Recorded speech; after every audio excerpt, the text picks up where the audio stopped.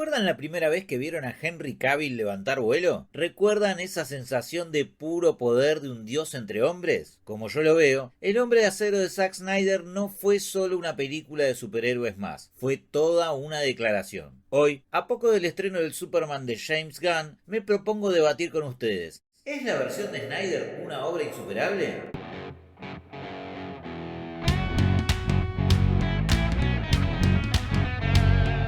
Cuando El Hombre de Acero llegó allá en 2013, rompió con todo lo que conocíamos de Superman. Su director, Zack Snyder, no quería un Boy Scout sonriente. Quería explorar qué pasaría si un ser con poderes divinos aterrizara en nuestro mundo. La película llegó tras la exitosa trilogía de Batman de Christopher Nolan. El público había llenado las salas para ver a un Batman serio, complejo y muy anclado en la realidad. Snyder tomó esa premisa y la aplicó a Superman, presentándonos así un héroe más introspectivo y alienado, un extraterrestre que lucha por entender su lugar en la Tierra, lidiando con sus poderes y la carga de su identidad. Esto lo hizo más complejo, más creíble para muchos, en un panorama cinematográfico que valoraba la oscuridad. Ya en sus primeros minutos, El Hombre de Acero nos presentó una estética inédita al mostrarnos una increíble visión de Krypton, oscura, cruda, pero a la vez épica. Cada plano de Snyder es una obra de arte. La visión del director de Krypton fue una verdadera virtud creativa. No era un planeta aséptico o caricaturesco, era un mundo alienígena vibrante y moribundo, con una estética visual única, criaturas increíbles, tecnología orgánica y una sociedad compleja al borde del colapso. Vimos las naves, las armaduras, las bestias de guerra y una civilización decadente que se negaba a ver su propio fin. Todo ello le dio a Kal-El un origen dramático, rico y tangible, conectando profundamente con su legado. Y así llegó nuestro héroe. ¿Qué decir de Henry Cavill? La encarnación perfecta del Superman de Snyder. Desde su imponente físico, construido con una dedicación asombrosa, es un papucho.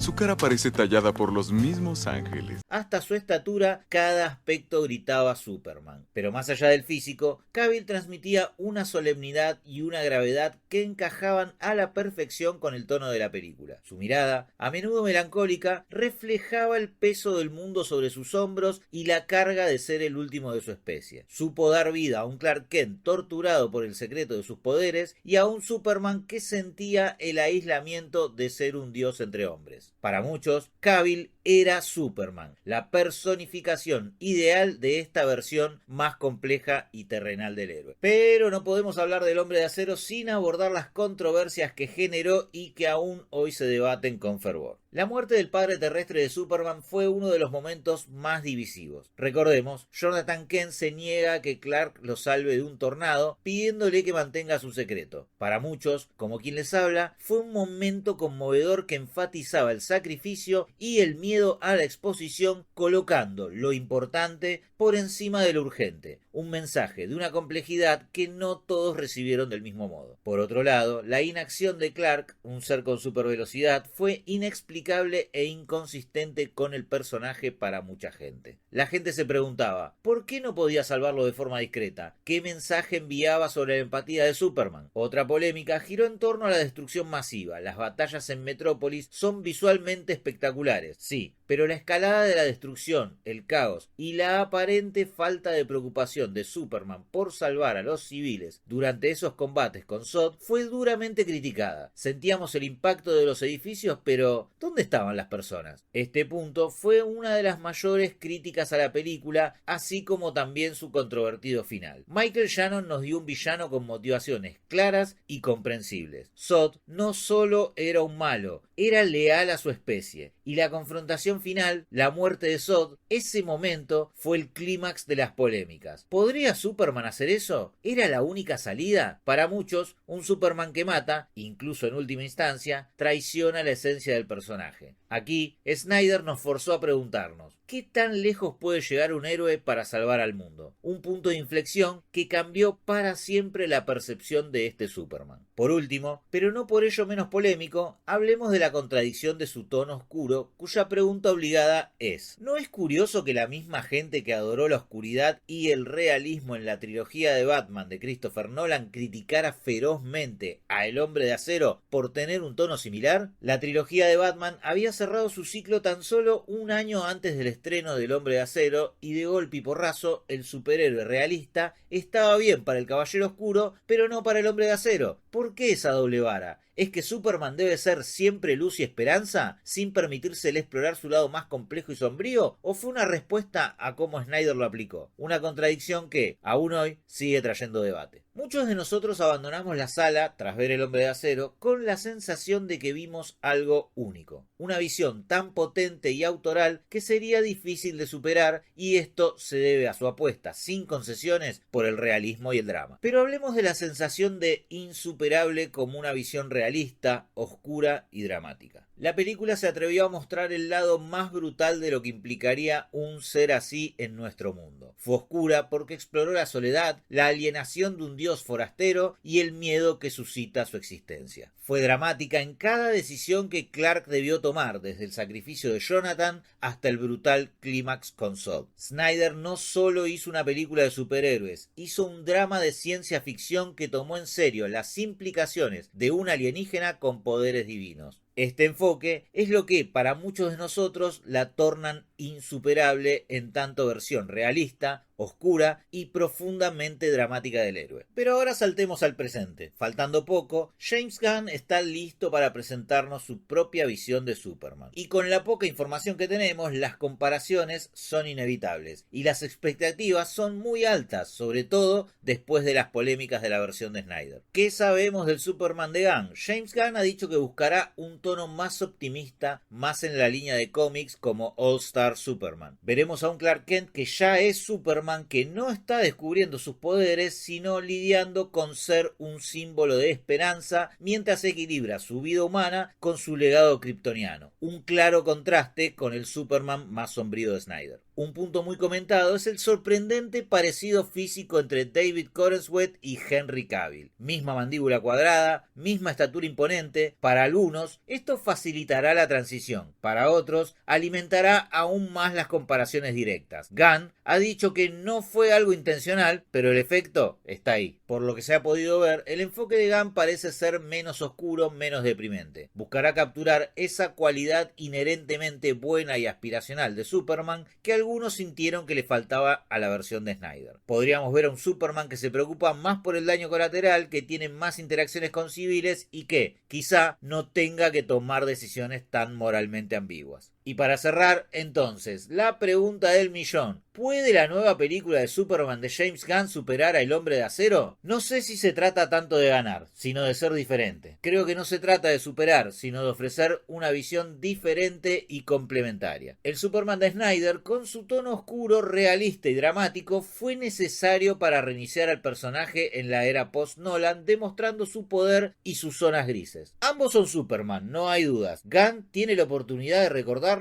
por qué Superman es el arquetipo del héroe. Su bondad, su capacidad de inspirar. No necesita ser una copia, sino su propia interpretación. La insuperable cualidad del Hombre de Acero reside en su audacia y su autorialidad. Y sí, también en las polémicas que generó, porque nos obligaron a pensar y a debatir. Personalmente, espero un Superman que nos devuelva la fe, que nos inspire con su optimismo, sin dejar de ser un ser superpoderoso. Será fascinante ver cómo Corenswet y Gunn reinterpretan al Hombre del Mañana, y si logran superar o al menos responder a los desafíos que planteó la versión de Snyder. Así que ahí lo tienen. Desde mi punto de vista, El Hombre de Acero sigue siendo una obra poderosa, audaz y sí, en muchos aspectos, insuperable. En su visión realista, oscura y dramática. Incluso con todas las controversias y contradicciones que la rodean. Pero estoy abierto a ver qué nos ofrece James Gunn. Quizá nos dé un Superman que no supere al de Snyder, sino que lo complemente, que lo haga aún más grande en el vasto universo de DC, cerrando algunas de esas heridas abiertas. ¿Y ustedes qué opinan? ¿El Hombre de Acero es insuperable? ¿Las polémicas fueron justas o necesarias? ¿Creen que hay una doble moral al aceptar la oscuridad en Batman pero no en Superman? ¿O están listos para la nueva versión de Gunn y creen que superará la anterior? Dejen sus comentarios aquí abajo. No olviden dar like, suscribirse al canal y activar la campanita y pegarse una vuelta, que hay muchos